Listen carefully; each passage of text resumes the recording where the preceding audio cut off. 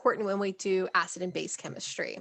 Um, and that is heterogeneous equilibria. So heterogeneous equilibria means what do we do when all of our reactants and products aren't in the same phase? Now, we have been talking about equilibrium in terms of concentration and in terms of partial pressures. So we're going to be using K expressions that use aqueous solutions. Where we have a solid dissolved in water or some other substance like that. Or our mixtures could be gases as well.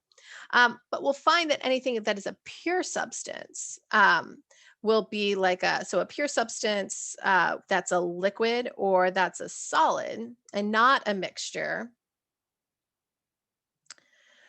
is something that we can't actually account for in our calculation because we can't calculate its concentration. So for these, their concentration doesn't change.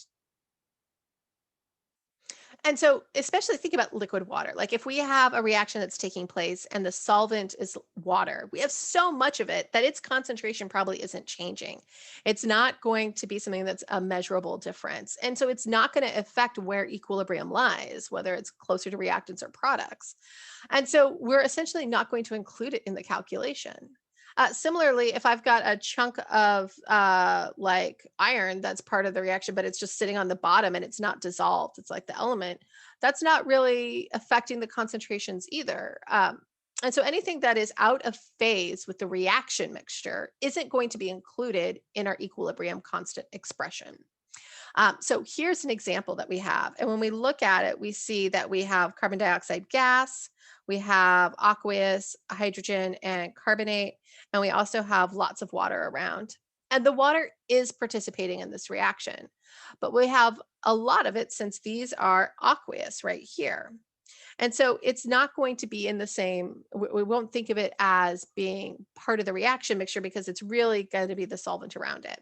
So that means we won't include it, or really it's going to be one. And so we can eliminate it. And so in this case, we have our equilibrium expression. We would write it as our products over reactants, but we would not include the concentration of water. Instead, we're going to think of this as being essentially one. So if we wrote it in, sometimes I like to write it where I have my Kc is equal to my products over my reactants.